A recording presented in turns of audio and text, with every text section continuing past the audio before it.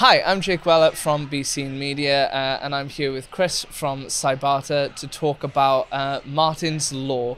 Hi Chris, how you doing? Hi, very good, thanks. So let's just jump into the questions. Why is cybersecurity an important aspect of protecting venues and events? Yeah, it's often overlooked, or has been in the past. You know, we're living in a digital world now, and people generally still think in the physical world. So when we think about protecting venues and events, we think about physical security, security guards, security measures to stop vehicles accessing an area. But actually, people who may want to cause mischief, harm at these events, increasingly will access the events, systems, or try to find out information that'll be useful to them. So once they've got that information, it'll help them plan their attack. And obviously, if you don't protect your infrastructure, your digital infrastructure, you're only helping the bad guys do what they want to do. And I guess the same with data protection. How does that impact events and venues? Yeah, you can't be a data safe organization. You can't protect the important information that people may be wanting to access unless you do a number of things. One is you must have the right security measures in place. But on top of that, you also need good policies and procedures. You need staff to understand why sharing some information is appropriate and why sharing other information is not appropriate. So what we tend to find is that organizations will put blanket security measures in place. Some of that is too much and is not required for some of the information that's being stored, and some of it is not strong enough for the information being secured. So for me, the data protection is all about what data is the sensitive information that you want to keep out of the criminals' hands, the terrorists' hands. The other information, yes, you still want to protect it, but do you necessarily need to always invest a lot more money and time in protecting that data? So data protection and cybersecurity are very much linked, but they are two different questions. So a big part of why we're talking about cybersecurity in venues and events is because of Martin's Law, which will be coming into effect at some point in the near future. So can you kind of like explain to people what Martin's Law is? Yeah, Martin's Law is going through the parliamentary process right now in 2023 and 2024. And you're right, it will come into law at some point. And it came from the Manchester bombing, the Ariana Grande concert, and 22 people lost their lives. And there's been campaigns since to look at another public inquiry, which looked at the events, and essentially organisations who run venues or premises or events will now have to demonstrate that they are taking active measures to prevent terrorist attacks, because obviously the damage that was caused was significant. And what we see globally is, you know, since 1976 there have been more and more events that have been targeted, whether it's sporting or music events.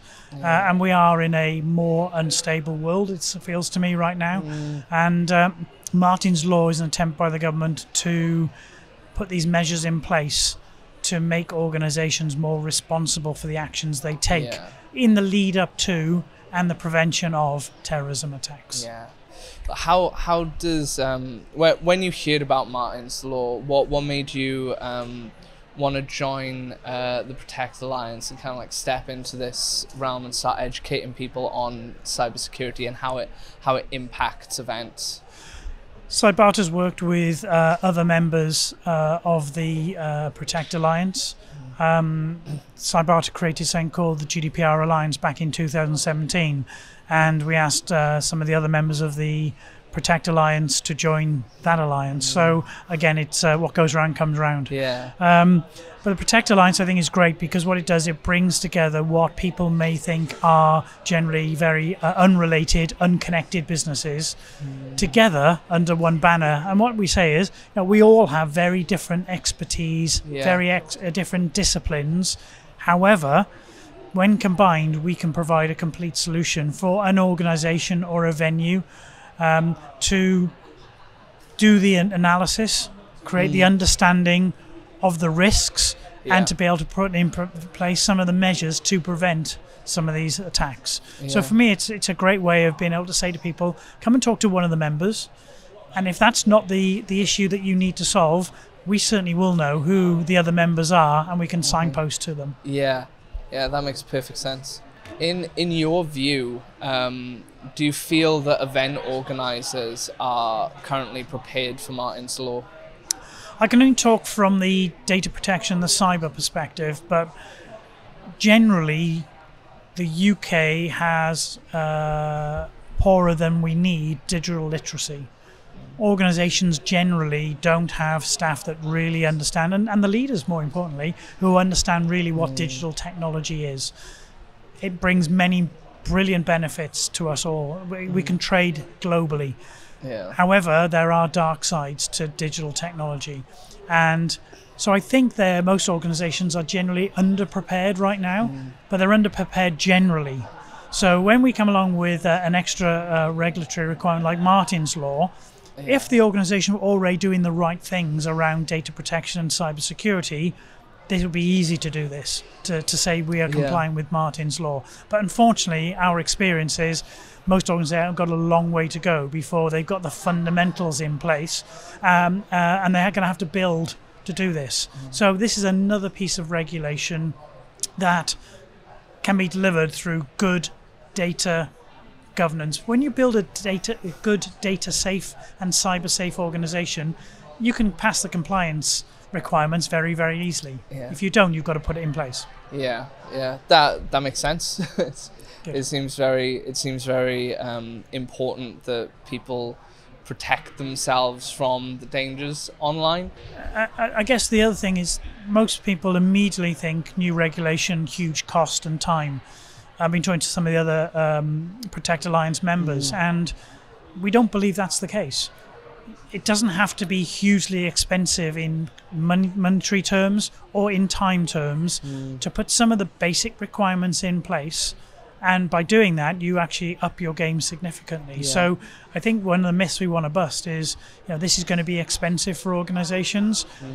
For many, I don't think taking the basic steps is going to have to be very expensive, both from a cyber and data perspective, but also the physical perspective. Do you think that the costs to the venues and the event organisers for putting cybersecurity and data protection in place will be prohibitive to them actually taking the actions required? I think if the organisation has been implementing good data protection measures and good cybersecurity measures already, then actually there's not a great deal to do.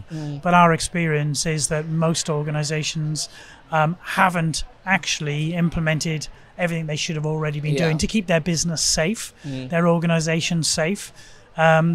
So for me, the costs don't have to be expensive. To get some of the basic measures in place doesn't have to cost a fortune. I think that's one of the myths we have to bust. Well, thank you so much for coming on, having a chat about this. Martyn's Law seems like it's coming, and people need to be prepared for it. And you have a lot of insight into the steps that need to be taken on the cybersecurity and data protection front. So thank you. Thank you very much.